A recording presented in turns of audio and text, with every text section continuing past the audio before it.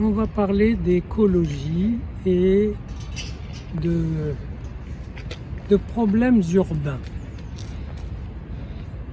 Et vous savez qu'à la faveur des grèves, beaucoup de gens ont découvert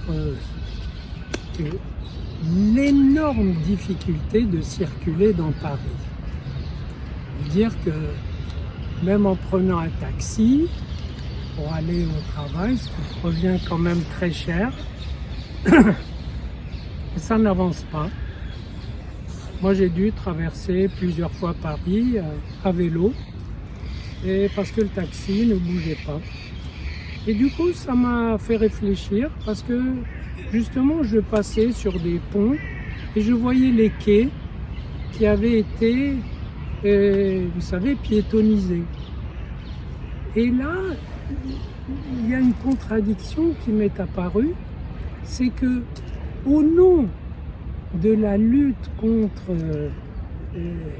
la pollution de l'air, on a tellement coincé, harcelé, contenu, réprimé les automobilistes dans la ville que que ça sent mauvais à tout point de vue. Ça veut dire d'abord que là où on est, c'est très pollué. Ça veut dire que quand vous avez une avenue entière avec des bagnoles qui stationnent, un point entier occupé pendant 10 minutes où ça ne circule pas, et ça pue. Ça veut dire que l'air est franchement mauvais.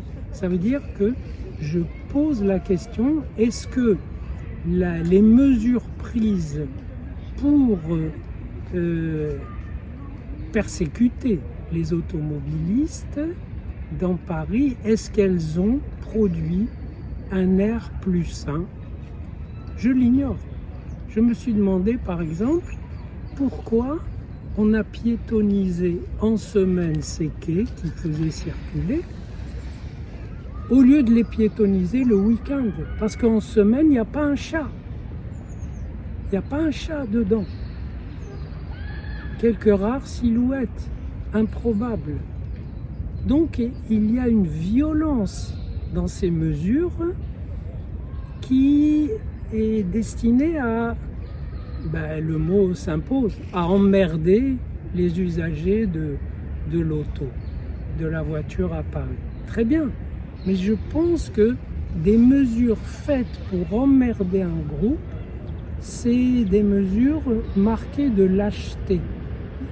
Parce que c'est pas en emmerdant un groupe qu'on résout un problème, parce que le groupe est quand même assez important, c'est en s'attaquant au problème lui-même, avec souplesse, avec doigté, avec des expériences. Il n'y a pas eu d'expérience de piétonniser les quais seulement le week-end.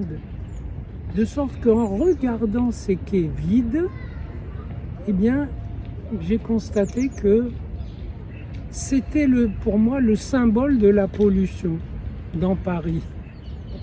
Donc ces quais libres, libérés de tout véhicule polluant, et en un sens sont devenus les symboles de l'extrême pollution dans Paris et de l'extrême difficulté de se déplacer. Le plus intéressant, c'est que j'ai rencontré par hasard un des candidats à la mairie de Paris et je lui ai dit mon point de vue. Il ne l'a pas réfuté, mais il m'a dit « Je peux vous assurer qu'aucun candidat ne prendra le risque de rétablir la circulation en semaine sur ces quais. » Autrement dit, c'est devenu le symbole d'une impasse, mais il n'est pas question d'y toucher. Parce qu'au-delà du contenu, à savoir que c'est symbole de pollution, au-delà de ça, il y a le qu'en dira-t-on. Il y a s'il rétablit la circulation, c'est qu'il veut cramer la planète, il veut suffoquer la planète. Il n'est pas conscient du problème écologique. Voyez-vous ? Donc c'est intéressant. Ça veut dire que on décolle du sujet dont il s'agit, on décolle du problème pour voir quelle apparence on a quand on parle du problème. Or, qu'en dira-t-on, il touche à peu près tous les problèmes. Vous voyez, si vous dites, bon, il y a un vrai problème dans certains quartiers avec les populations d'origine maghrébine, bah, c'est clair, vous êtes le pénis, donc vous êtes pro-nazi, etc. Et donc, on n'en est plus à réfléchir sur des problèmes, on en est à signaliser, non pas à signifier, mais à signaliser vers quelles appartenances on va quand on parle de ce problème. Et si en fait on ne veut d'aucune appartenance, eh bien alors ça compte pas. Si on ne peut pas vous caser, autrement dit, il y a un communautarisme psychique où on se demande de quel groupe vous êtes, à quoi on peut vous rattacher. Parce que sinon, on ne va pas s'y retrouver. Vous vous rendez compte de la pauvreté de pensée qu'on a réussi à mettre en place? C'est inouï, c'est impensable qu'on en soit à détecter les signaux et pas les raisonnements et pas l'implication des individus dans ce qu'ils font. Pour la circulation, bien sûr, je peux me replier. Moi, je suis dans un quartier protégé, mon travail n'est pas loin, etc. Mais quand même, il arrive que j'aille dans d'autres régions de Paris et c'est chaque fois l'enfer. Surtout quand je dois y aller avec quelqu'un qui m'accompagne et qui a de l'arthrose au genou. Ça veut dire pour qui les escaliers de métro sont un calvaire.